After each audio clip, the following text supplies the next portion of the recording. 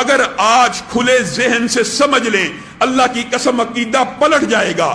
دلیل کیا بنائی؟ نبی کریم دنیا سے چلے گئے، حضرت ابو بکر کا دور ختم ہو گیا، حضرت عمر کا دور آیا.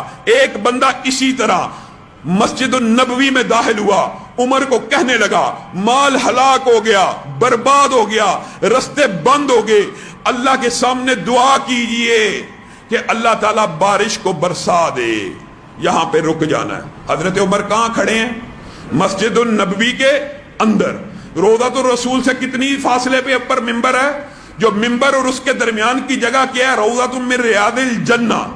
حضرت عمر قبر مبارک کے بالکل قریب کھڑے ہیں. قبر مبارک کے قریب نہ بھی ہوتے، اگر مجرد ذات کا وسیلہ جائز ہوتا، حضرت عمر اس وقت کیا کہتے؟ اے اللہ تجھے اس صاحب قبر کا واسطہ، تجھے محمد صلی اللہ علیہ وسلم کا واسطہ، تو بارش کو برسا دے. اور میرے بھائیوں دماغوں کو کھولو، حدیث آپ کے خلاف جاتی ہے، آپ اس میں سے ذات کا وسیلہ نکالتے ہیں. کس طرح؟ کہتے ہیں حضرت عمر نے چچا عباس کو بلایا. یہ چچا عباس کو بلانا ذات کا وسیلہ ہے. حضرت عمر نے کہا، حضرت عمر کے لفظ احادیث کی کتابوں میں موجود ہیں، جب تک رسول اللہ صلی اللہ علیہ وسلم ہم میں موجود تھے ہم ان کے ذریعے سے اللہ کی بارگاہ میں دعائیں کروا لیا کرتے تھے. اب وہ دنیا سے چلے گئے ہیں، چچا عباس کو بلائیے. جب وہ ہاتھوں کو اٹھاتے ہیں اللہ ان کی دعاؤں کو رد نہیں کرتا. یہ آپ نے ذات کا وسیلہ کہاں سے بنا لیا؟ ذات کا وسیلہ اگر جائز درست ہوتا حضرت عمر کو چچا عباس کو بلانے کی ضرورت ہی پیش نہ تھی. چچا عباس سے آ کے دعا کروائی، چچا عباس نے دعا کی، دعا آسمان پہ گئی، بارش کا نزول شروع ہو گیا. یہاں سے میرے بعد بھائی ذات کا وسیلہ نکالتے ہیں. اور میرے بھائیوں یہ تو زندہ آدمی سے دعا کروانے کے وسیلے کے اوپر مہر تصدیق کو ثبت کرتا ہے کہ رسول اللہ موجود تھے، ان سے دعائیں کروائی گئی. رسول اللہ نہیں تھے، چچا عباس سے دعائیں کروائی گئی. آئیے اگر ابھی بھی آپ کو یہ بات سمجھ نہیں آئی، آج خود قرآن اٹھا لیجئے، سورۃ زمر کھولیے، آیت نمبر 3 کا ترجمہ چاہے آپ اپنے علماء سے کروائیے، اپنے ہی کسی عالم کا ترجمہ اٹھا کر پڑھ لیجئے. کیا آیت ہے؟ والذین اتخذوا من دونہ اولیاء ما نعبدہم الا لیقربونا الی اللہ زلفی. اور میرے بریلوی بھائیوں اللہ تعالیٰ قرآن پاک میں کہہ رہا ہے قیامت تک شرک ایک ہی بنیاد پہ ہوگا، ایک ہی وجہ سے ہوگا، ایک ہی ذریعے سے ہوگا، ایک ہی طریقے سے ہوگا. قیامت تک جو غیر اللہ کو پکارتے رہیں گے، اللہ کے علاوہ کسی کے سامنے ہاتھوں کو پھیلاتے رہیں گے.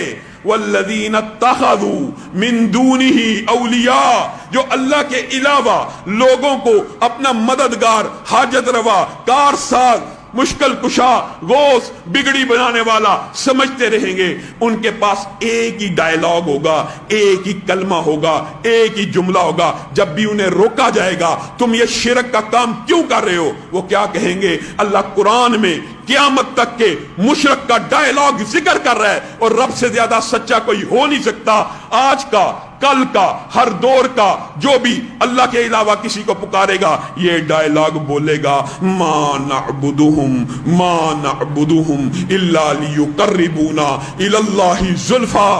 ہم ان کی عبادت تھوڑی کر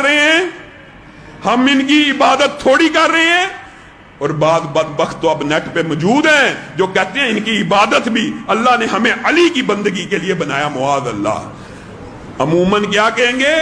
ہم ان کی عبادت نہیں کر رہے، الا لیقربونا الی اللہ زلفی، مگر یہ ہمیں اللہ کے قریب کرنے والے ہیں. بتائیے اللہ تعالیٰ جس کو کلام حمید میں شرک کہہ رہا ہے وہ کس کو کہہ رہا ہے؟ والذین اتخذوا من دونہ اولیاء. اتنی کھلی بات آپ لوگوں کو سمجھ نہیں آ رہی. اللہ کہہ رہا ہے وہ یہی کہیں گے، ما نعبدہم الا لیقربونا الی اللہ زلفی. ہم ان کی عبادت تھوڑی کر رہے ہیں، یہ تو ہمیں اللہ کے قریب کرنے والے ہیں، یہ ہمارا ذریعہ ہے، یہ ہمارا واسطہ ہے، یہ ہمارا طریقہ ہے. اور یہ ہمارا راستہ ہے، اصل میں ہم کس سے مانگ رہے ہیں؟ اللہ سے مانگ رہے ہیں۔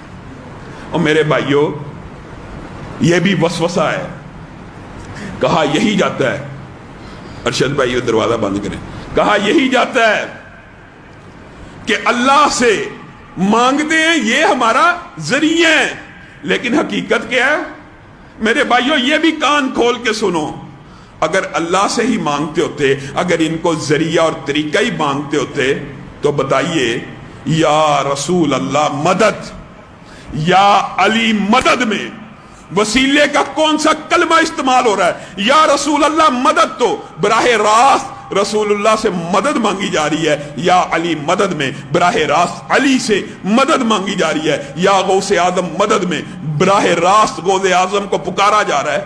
اور آپ کو کیا کہا جائے گا؟ نہیں نہیں نہیں، ہم ان کو پکارتے تھوڑی ہیں، یہ ہمیں اللہ کے قریب کرنے والے ہیں۔ اور میرے بھائیوں، کئی مرتبہ دکھ ہوتا ہے، اللہ تعالیٰ نے کلام حمید کے اندر اس عبادت کے ساتھ جتنے شرک ہیں ان سب کو بے نقاب بھی کیا، اور پھر بھی ہم اسی عبادت میں جو دعا کی قیمتی عبادت ہے اسی میں شرک کرتے ہیں۔ اللہ تعالیٰ نے ایک دکھ کا اظہار بھی کیا کلام حمید کے اندر مکہ کے مشرکین کے بارے میں، فَإِذَا رَكِبُوا فِي الْفُلْكِ دَعَوُا اللَّهَ مُخْلِصِينَ لَهُ الدِّينَ۔ اللہ کہتا ہے یہ زمین پہ رہنے والے مشرک بڑے عجیب ہیں۔ فَإِذَا رَكِبُوا فِي الْفُلْكِ، ایک تمثیل بیان کی، جب ان کی کشتی بھنور میں، گرداب میں، سمندر کی تریکیوں میں پھنس جاتی ہے نا، تو کیا کرتے ہیں؟ فَإِذَا رَكِبُوا فِي الْفُلْكِ دَعَوُا اللَّهَ مُخْلِصِينَ لَهُ الدِّينَ، اللہ کو پکارنا شروع کر دیتے ہیں بغیر واسطے وسیلے کے، خالص ایک رب کی طرف متوجہ ہو جاتے ہیں۔ فَلَمَّا نَجَّاهُمْ إِلَى الْبَرِّ، اور جب رب ان کو اس سمندر کی بمروں سے نکال کر، لہروں سے نکال کر زمین پہ واپس لٹاتا ہے، وہاں جا کے پھر شرک شروع کر دیتے ہیں۔ یہ اللہ نے دکھ کا اظہار کیا کہ مکہ کا مشرک بھی، یہ آپ نے حضرت اکرمہ کا مشہور واقعہ سنا ہوگا، مکہ کا مشرک بھی کشتی پہ سوار ہوتا ہے، اللہ کو بغیر واسطے وسیلے ذریعے کے پکارنا شروع کر دیتا ہے، پھر رب بچا لیتا ہے، اتر کے پھر شرک شروع کر دیتا ہے۔ آج ہمارا مسلمان بھائی اس بات کے اوپر غور کرے، اللہ کہہ رہا ہے مکہ کا مشرک کشتیوں پہ سوار ہو کے رب کو پکارتا ہے، اور ہمارا مسلمان بھائی کیا کہتا ہے؟ جب گرداب میں پھنستی ہے کشتی تب بچاتا ہے معین الدین چشتی معاذ اللہ۔ گفتار بھی ہے، کردار بھی ہے، ہم حق کے علم بردار بھی ہیں، اپنوں کے